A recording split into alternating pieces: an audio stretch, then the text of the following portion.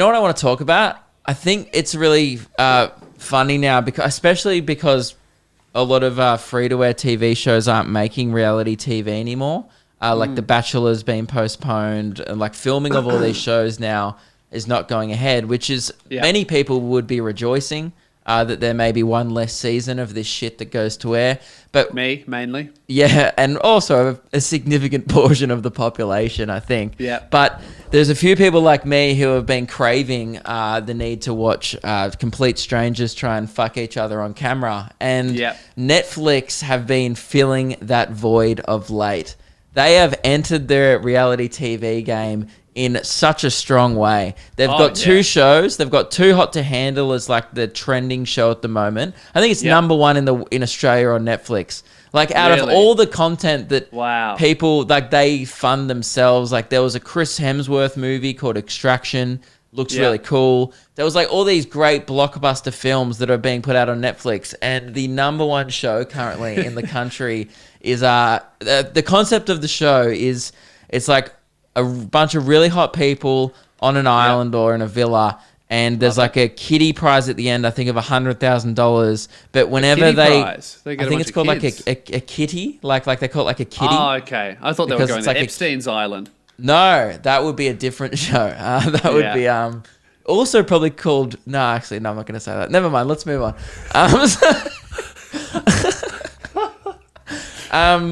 Go on then, we'll bleep it. No, it's fine. I was just gonna say that would also be called Too Hot to Handle, but that's fucking disgusting. Oh, that's good. No, it's not. So what was I gonna say? Yeah, so the concept of the show is there's like a bunch of hot people. There's a prize at the end. Then they lose money. Like the prize pool goes down every time they kiss or do some kind of sexual thing. So like if they kiss, they collectively the winner at the end loses like $1,000.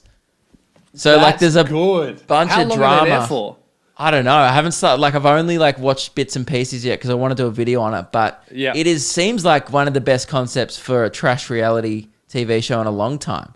Like you get a bunch of horny people in a room. Apparently in the first episode, they all discuss the possibility of an orgy within 6 hours of knowing each other. Well, wouldn't that ruin the whole season? Because they can't include that. No, but apparently they didn't know that was going to be it. Like it was a twist day one on show. I think they thought it was going to be like Love Island.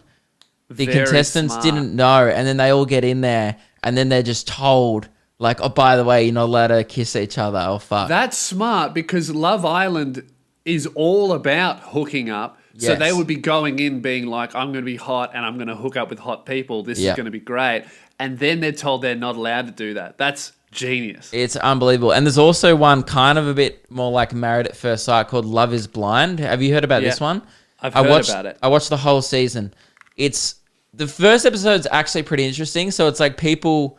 There's a guys section and then a girls section, and they speed date in these pods, but they can only hear each other. They can't see each other. Yeah. And eventually they got like notepads. So they're like, oh, I like Jessica. You know, she's from Chicago. She goes for the Cubs.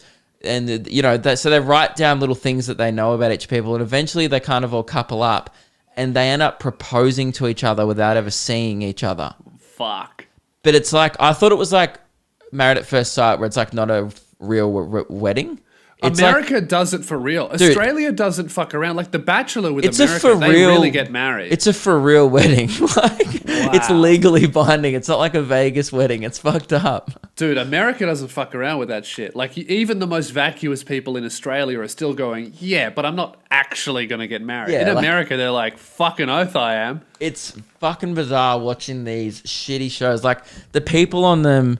It's like a cry for help, man. Like there was this, like if you're going on the show, there was this 34-year-old woman called Jess who went on the show, and man, she was like really attractive. And I was like, what? If you're 34 and are going on this show, like you're a fucking degenerate waste of oxygen. Like how have you gone? Oh yeah, there's something like you are the issue. Right. Yes. If you're single at 34, that's fine, right? But if you're single at 34 and going on a dating show, you're the problem. Yeah. So what happened was the whole way through the show, she's she's a complete nightmare. Like, she's really bad, and she's a complete alcoholic throughout. When I'm sitting there watching you get drunk, you know you got a fucking problem, right? Yeah. And I'm sitting there going, Jesus Christ. Luke was watching the show thinking he was back at one of those meetings he goes to. Yeah, I was like, oh, Jess from yeah, of course.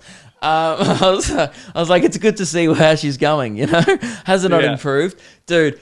So they do the whole show, whatever. Some of them, it's brutal. Like some of them are when they literally get up to the stage where they're like on the altar and they're like, do you like take whatever is your wife? And some go, I don't, in front of their whole family and friends, dude. All their family and friends are there, and then some of them just go, I don't want to marry you on the altar. And then this like and that's the first time they see each other. No. They've known each other for about a month, and they've seen each other for about 25 days, I think, at this point. Oh, fuck. Because imagine because that would be the only reason would be, you're ugly. No thanks. Yeah, but heaps of them like loved each other in the pods and were like, oh my God, you're the love of my life. And then saw the person and were like, oh, I can't fuck you.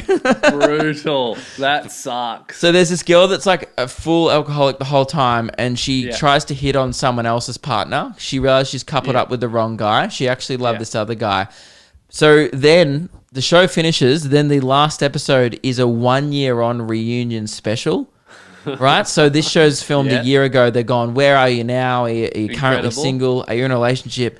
This girl has watched it back, who's been like an alcoholic this whole time. And she's had like, it's so evident that she's gone on this journey of self-discovery. And she essentially admits that she was a waste of space and that she needed to get her life together. She's like, watching that back was one of the hardest things I've ever had to do. And she's like changed her whole life around. That's like awesome. Oh, it was fucking so sad to watch this girl have a crisis, and then in the final episode, like, admit that it was like awful. It was really fucking brutal. Like, anyone who's seen it, I think you just need to go watch it if you want to go into this further. I love reality TV now.